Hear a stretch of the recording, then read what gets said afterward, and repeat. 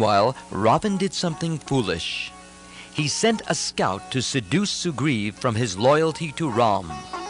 The Rakshasa Suka, by name, flew across the ocean and in disguise met Sugriv in secret.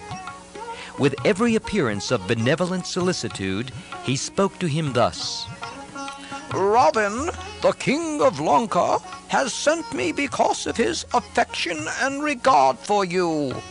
He sends you his fraternal greetings. You are a king, and so is he. Thus there is no sense in your staking your high heritage and making common cause with a disinherited prince against an all-powerful king. If Ravan desired Ram's wife and carried her off, how does that concern you? What do you lose by it? Consider this thoroughly and choose your course with discretion. It is most expedient that you and your army should return forthwith to Kishkinda. But Sugriv's response was scornful and definite. He said, Wretched person, go and tell your king that he is no brother of mine. He is wicked, and being an enemy of my friend Ram, he is my enemy too. And we are out to rid the world of him and his wicked gang. He is a fool to imagine that he can offend Ram and still survive. Tell him that there is no escape for him. Tell him all this as from me. When Sugriv delivered this message to the Rakshasa spy, the Vanars caught hold of him and began to handle him roughly, but Ram sternly forbade it and set him free to go the way he came. The spy rushed back to Lanka and conveyed the result of his adventure to Ravan.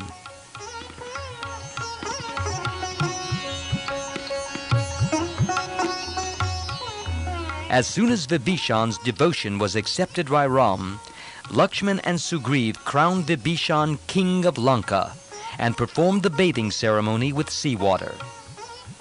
Vibhishan pledged unbreakable friendship to Ram, and Ram in turn gave his word that he would not return to Ayodhya without slaying Ravan. Then Sugriv, Vibhishan, and Lakshman deliberated on how to cross the sea. They thought it best to begin with a prayer to the ocean god and submitted their opinion to Ram. Ram accepted their counsel and, spreading darba grass on the seashore and laying himself on it, began a fast. He then petitioned for a passage across to the king of the sea.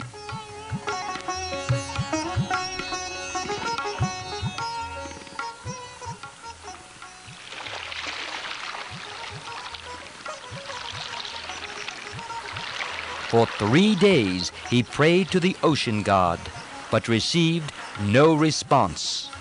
Then Ram, his eyes glowing with anger at the sea god's arrogance, turned to Lakshman and said, Persons who are low-minded mistake courtesy and gentleness for weakness.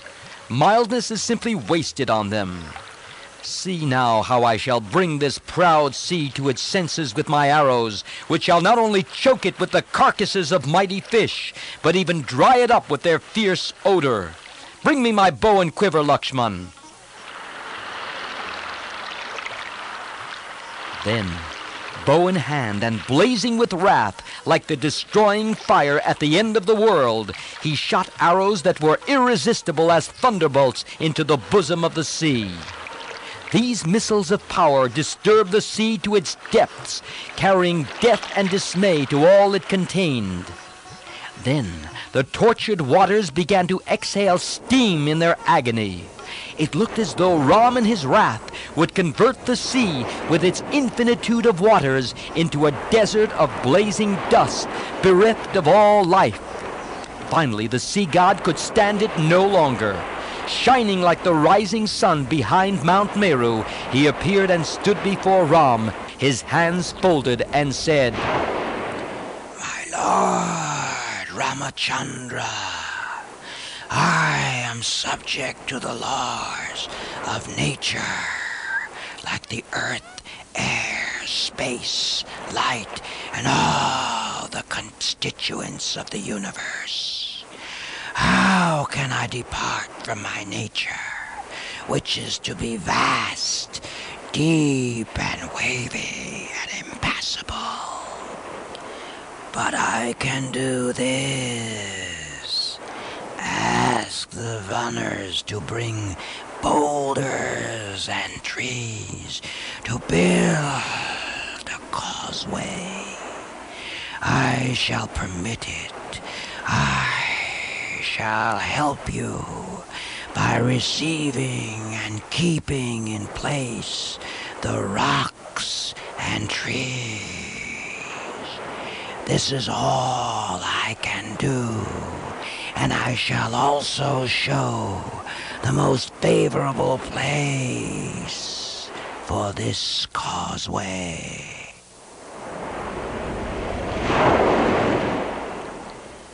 There is Nal, son of Visvakarma, with you. He has the ability to build this path. May victory be yours.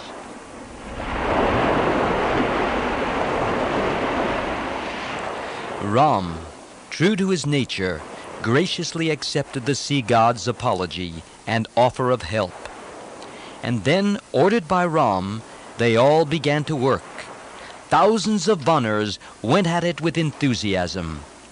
The Vanners went to the mountains and forests, and lifting rocks and trees, dragged them to the shore.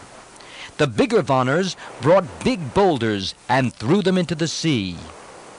As they fell down, the water splashed up sky high. Nal stood and supervised their labors. The leaders in charge of companies kept them active. On top of the rocks and trees, when the base was firm, a dressing of grass and little pieces of wood was given to produce a level surface. The noise raised by the dam builders drowned the roar of the ocean. Soon the construction was complete.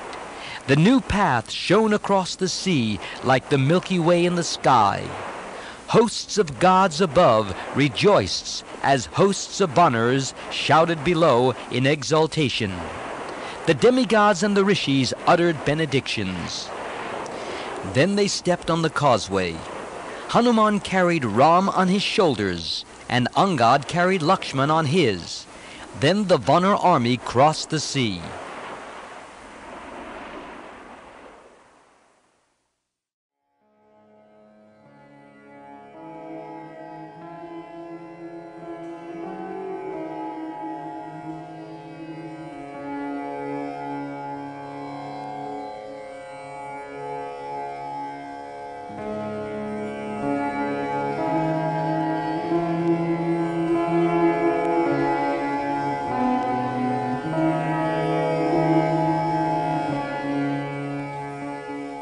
Meanwhile, in Lanka, seeing the host arriving, Malyavan, Ravan's aged grandfather, tried his best to impress on Ravan the error of his ways. He said, "Your time of good fortune is over.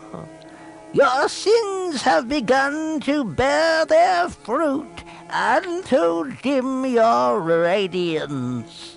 You can no longer trust the boons you have reobtained from the gods. Make peace with your enemies. Look at the army that has arrived, the terrible host of Vanners and bears. Look at that wonderful causeway so quickly built.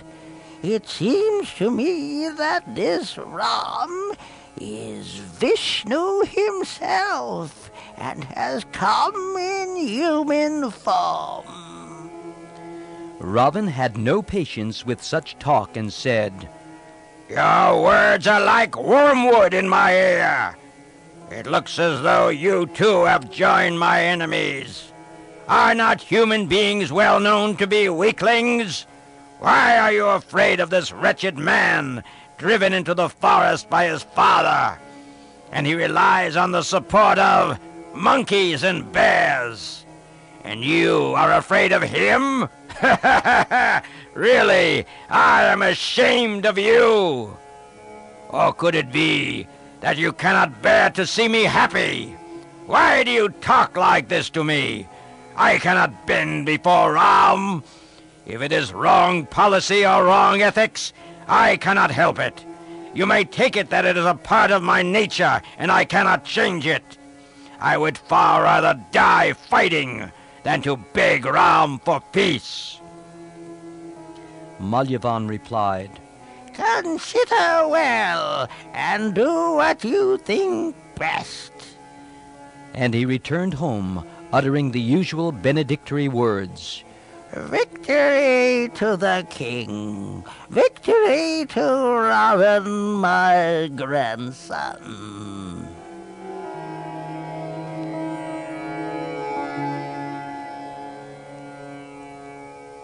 Ravan carefully stationed his warriors. He posted Prahasta at the eastern entrance, Mahaparsva and Mahodar at the southern entrance, and Indrajit, his illustrious son, accomplished in the arts of secret magic, at the western entrance, while he himself guarded the northern entrance. Virupaksha the mighty was appointed commander of the army within the city. Having ordered the disposition of his forces and chief warriors, he felt assured of victory. He listened to no one and foolishly believed himself unconquerable. The ministers raised shouts of victory to please the king and then dispersed.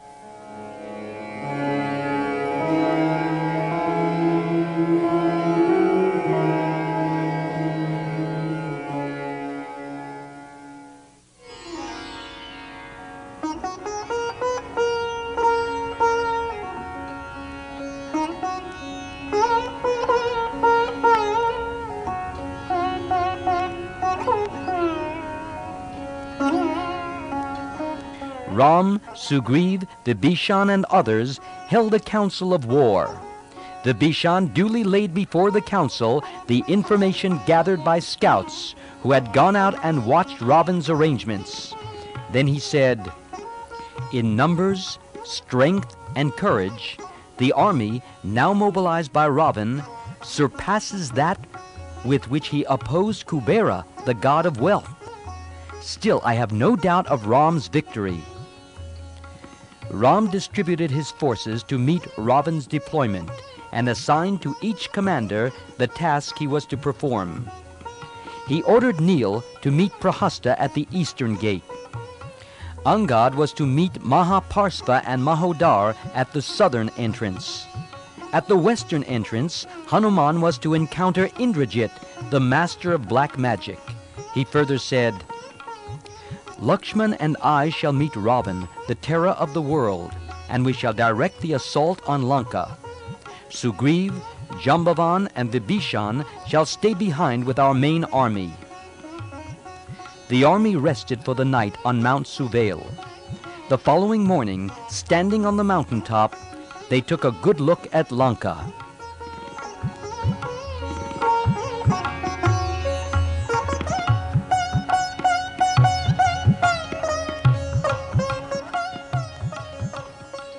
The beautiful city on the summit of Trikut seemed as if suspended from the sky. Behind the thick fortress wall, the Rakshasa army stood sentry, looking like another massive wall. Observing the great and beautiful buildings in Lanka, Ram was moved to pity, saying, "Alas, because one person drawn by the noose of time has committed a sin, all this wealth and the whole Rakshasa race must now be destroyed. Alas, that this scion of a noble race should forget his real greatness and draw death and destruction on himself and his people." However, we should now focus all our thoughts on the task before us. to win this battle and destroy Ravan. There will be much confusion in the course of the battle. The Rakshasas will try to trick us with many disguises. Let the Vanners and bears retain their own shape while fighting. Only Vibhishan and his friends should assume human forms, like Lakshman's and mine. The Rakshasas, our enemies, will never take the form of man or monkey. They would think it beneath their dignity to do so. If we stand together, maintaining order, we can know who is who, and slay our enemies and help our friends.